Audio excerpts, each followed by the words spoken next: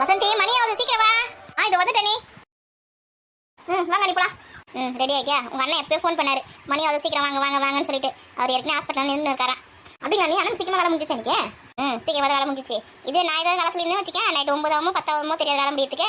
இது தங்கச்சி விஷயமாச்சே, பர்மிஷன் போட்டுட்டு கூட வந்திருப்பாரு வேலையை சீக்கிரமா முடிஞ்சிச்சு அப்படின்னு சொல்லிட்டு. சரி அண்ணன் திட்டலாம் கொடுத்து போறாரு. அண்ணி ஹாஸ்பிட்டல் ஊசி போடுவாங்களா? ஏன்னா நம்ம செக்கப் தானே போறோம், ஊசிலாம் எதுவும் போட மாட்டாங்க.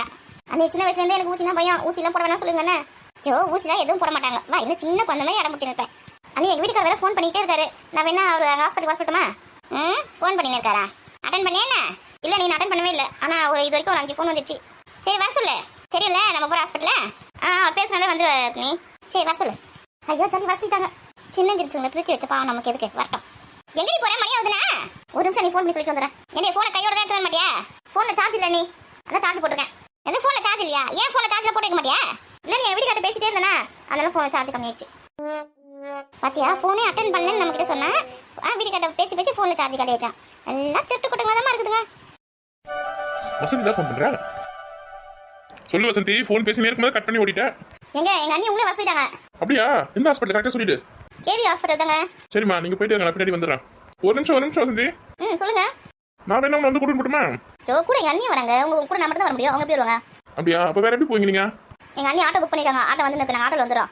சரி பத்திரமா வாங்க. ஏண்டா யாரா ஃபோன்ல? வசந்திதம்மா. அவளுக்கு இப்போ எப்படி இருக்கா உடம்பு? வாந்தி ஆச்சுன்னு நினைச்சா இல்லையா? அதுக்கு தான் அவங்க அண்ணி வந்து ஹாஸ்பிட்டல் கூட்டிட்டு போலாம் அப்படின்னு சொல்லிட்டு கிளம்பி இருக்காங்களாம். நானே உங்ககிட்ட அதான் சொன்னேன் ஹாஸ்பிட்டல் கூட்டிட்டு போடான்னு. நீ தான் வர மாட்டேங்க சொல்லி இருந்தா. இப்போ அவங்க அண்ணி கூட்ட மாட்டா போறலாவா? ஆமாம்மா அவங்க அண்ணி கூட்டு போனா போறா. நான் கூட்டத்துக்கு வரல.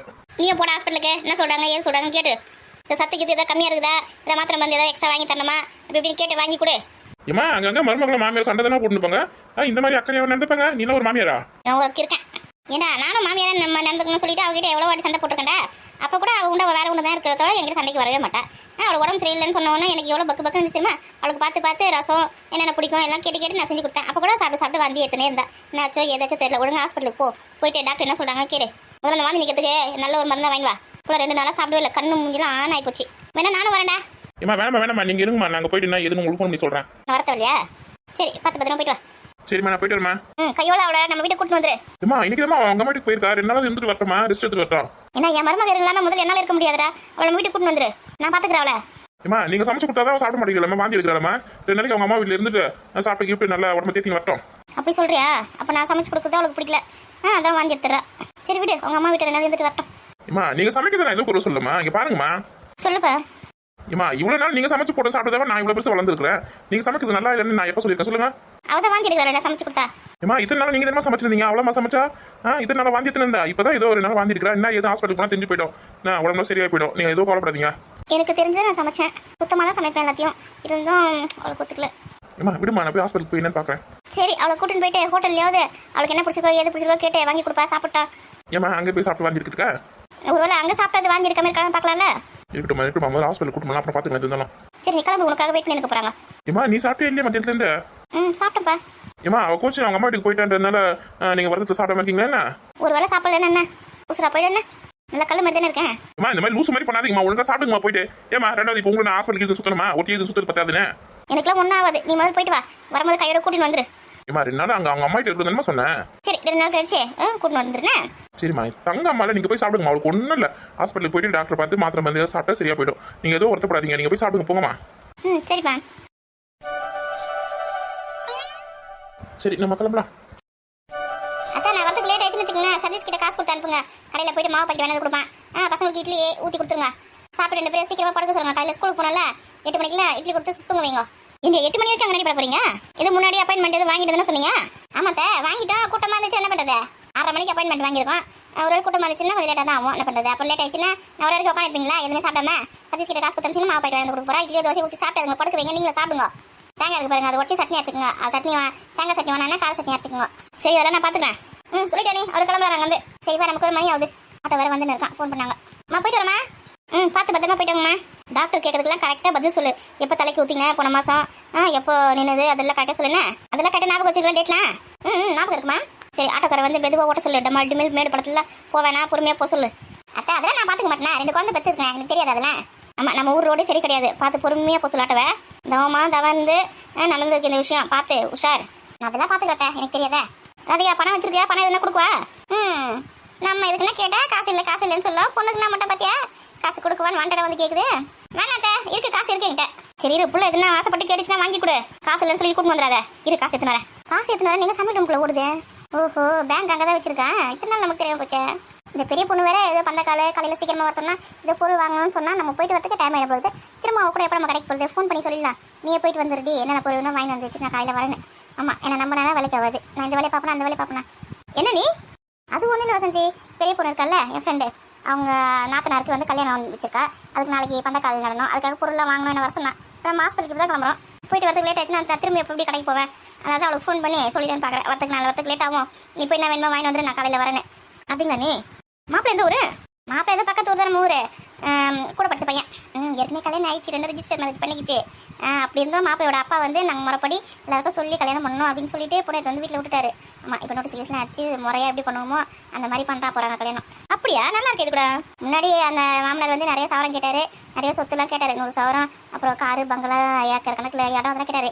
இப்போ இதுக்கு போய் தெரியாதனமா ரெஜிஸ்டர் மேரேஜ் பண்ணிச்சிங்களா, எதுவுமே வேணாம், பொண்ணு மட்டும் கொடுத்தா போதும், என் பையனுக்கு கௌரவமாக நான் எல்லாருக்கும் சொல்லி நான் கல்யாணம் பண்ணுறேன், நீங்கள் கொடுத்த மாதிரி எல்லா பொருளும் நான் செட் பண்ணிக்கிறேன் அப்படின்னு சொல்லியிருக்காரு. பரவாயில்ல, பையனுக்காக இறங்கி வந்துட்டாரா? ஆமாம். நீ கல்யாணம் எல்லாம் பார்த்துட்டு அப்புறமா மாமியார் வீட்டுக்கு போனேன். கல்யாணத்துக்கு எத்தனை நாள் இருக்கு? இன்னும் ஒரு 4-5 நாள் தானே இருக்கு. சரி, எங்கள் வீட்டுக்கிட்ட சொல்கிறேன். உங்கள் வீட்டுக்கிட்ட நீ என்ன சொல்கிறது? நீ சொல்கிறது அவர் கேட்கணும், புரியுதா? அவர் சொல்கிறா நீ கேட்கக்கூடாது. கல்யாணம் முடிஞ்சிட்டு அதுக்கப்புறமா போ, கல்யாணம் பார்த்துட்டு விருந்துலாம் சாப்பிட்டுட்டு. இந்த ஒரு நாள் எப்படி இருப்பாருன்னு தெரியல. நான் இல்லாமல் ஒரு வரனா எப்படி நீ?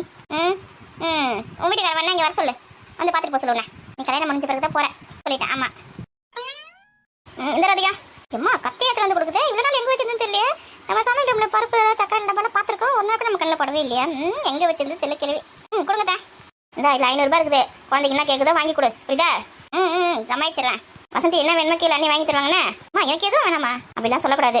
உனக்கு எதுக்கு சாப்பிடணும்னு ஆசைப்படுதோ வாங்கி சாப்பிடு, அதெல்லாம் நான் பார்த்துக்கிறேன். எடே வரும்போது பசங்களுக்கு தீன் பண்ணதை வாங்கி வா. ஆமாம், அதுங்களுக்கு தான் நேற்று தான் வாங்கி வந்து கொடுத்தாரு, அது அவ்வளோ கூட இருக்குது. நான் வேறு வாங்கி கொடுக்குமா? ஸ்நாக்ஸ் சாப்பிட்டு சாப்பிட மாட்டேதுங்க. ஒரு 100 ரூபாய்க்கு வேணாடி.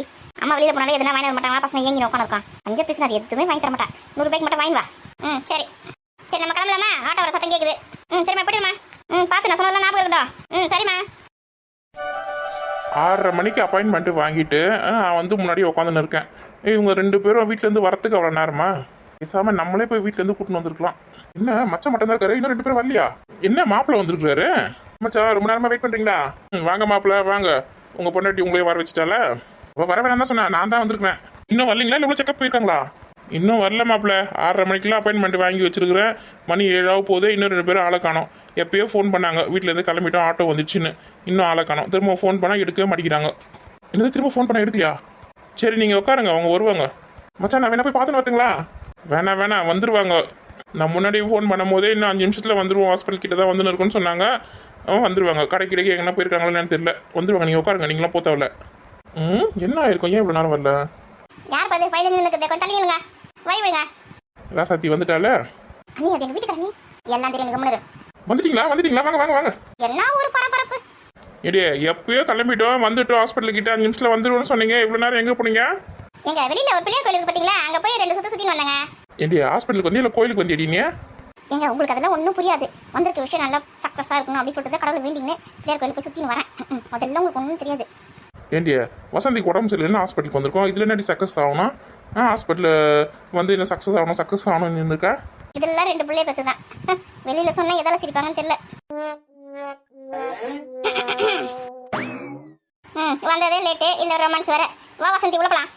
ஆமாம், சிஸ்டர் வந்து எத்தனையோ வாட்டி கேட்டுட்டு போயிட்டாங்க. 4வது நம்பர் டோக்கன் வந்துட்டீங்களான்னு. நம்ம தான் 4வது நம்பரு. போங்க உள்ளே போங்க. அந்த வர நீ டாக்டர் கிட்ட எல்லாத்தையும் தெளிவாக சொல்லுனா. 2 நாளாக சாப்பாடு பிடிக்கல, சாப்பிட்டா எது வந்தாலும் வாந்தி வந்துடுது அப்படின்னு எல்லாம் தெளிவாக சொல்லு. அப்போ நல்ல மருந்து கொடுப்பாங்க. ஆமாம், ஒரு பெரிய டாக்டர். வழி விடுங்க முதல்ல. சாப்பிடணும்னு புள்ளி அடிச்சுட்டு இப்போ வந்து கொஞ்சம் நிற்பாரு. நீங்கள் அமைதி இங்கே உட்காருங்க, நான் போயிட்டு வரேன். பார்த்துமா, நான் வேணா வரட்டுமா கூட? அதெல்லாம் எங்களுக்கு பார்த்துக்குது, அமைதியாக உட்காருங்க. வரா கூட. எங்க மாப்பிள்ளை பத்திரமா பார்த்துக்குங்க, பின்னாடியே ஓடி வந்துட்டு போறாரு. சரிடி டைம் ஆகுது, போடி. வா வசந்தி போலாம். அத்தா மகமாயி நல்ல செய்தியா சொல்லணும் டாக்டர். உன் கோயிலுக்கு வந்து அங்க பிரதர்ஷனம் பண்றேன் அத்தா. மாப்பிள்ளை நீங்கள் உட்காருங்க. இருக்கட்டும் மச்சான், இப்போ தானே உள்ளே போயிருக்காங்க. இந்த டாக்டர் ஒருத்தருக்கு 1/2 மணி நேரம் பார்க்குறாங்க. அவங்க வரத்துக்கு லேட் ஆகும். நீங்கள் உட்காருங்க, அவங்க வர வரைக்கும் நின்று இருப்பீங்க. அப்படிங்களா? ஏன் மச்சான், இந்த ஹாஸ்பிட்டல் பார்க்கறதுக்கு வீடு மாதிரி இருக்குது. முன்னாடி இது வீடு இருந்திருக்குமோ? ஆமாம், இது டாக்டரோட வீடு தான். டாக்டர் வந்து இன்னொரு இடத்துல இடம் வாங்கி புதுசாக வீடு கட்டிட்டாங்க. அதனால இந்த வீட்டை வந்து ஹாஸ்பிட்டலாக மாற்றிட்டாங்க. ரொம்ப கைராசியான டாக்டர் இவங்க. இவங்கள பார்க்கணுன்னா அப்பாயின்மெண்ட் வாங்கிட்டு தான் பார்க்க முடியும், நேரடியெல்லாம் வந்து பார்க்க முடியாது. ஆனால் கூட்டமே இல்லையா? அவங்க உங்களுக்கு கொடுத்துருக்க டைமுக்கு கரெக்டாக வருவாங்க, நம்ம கொடுத்துருக்க டைமுக்கு நம்ம வந்திருக்கிறோம். அப்படிங்களா? அப்புறம் எப்படி போகுது வேலைலாம் உங்களுக்கு? வேலைலாம் நல்லா போகுது மச்சான். உங்கள் வேலை எப்படி போகுது? பெயிண்ட் அடிக்கிற வேலை தானே, நல்லா போகுது. லீவ் போடாமல் போனோம்னா நல்லா காசு பார்க்கலாம். என் பொண்டாட்டி தான் அங்கே அப்பப்போ அங்கே போனோம் இங்கே போனோம் லீவ் போட்டு கூட்டின்னு போயிடுறா. அதனால தான் கொஞ்சம் கஷ்டமாக இருக்குது. வர ஆர்டர் கூட நம்ம லீவ் போடாமல் போனால் தானே கிடைக்கும். லீவ் போட்டு வாரத்தில் 2 நாள் லீவ் போட்டு போனால் வேறு யாருக்காவது ஆர்டர் கொடுத்துட்றாங்க. என்ன பண்ணுறது? நீங்கள் வேணால் பெரிய பில்டிங்கை கான்ட்ராக்ட் எடுத்து பண்ணலாமே, ஆள் வச்சு. நிறைய ஆள் வச்சு பண்ணலாம் கான்ட்ராக்ட் எடுத்து. இப்போ என்கிட்ட 2 பேர் வேலை செய்கிறாங்க. அவங்கள வச்சு வேலை செய்கிறதுக்கு எனக்கு கரெக்டாக இருக்குது.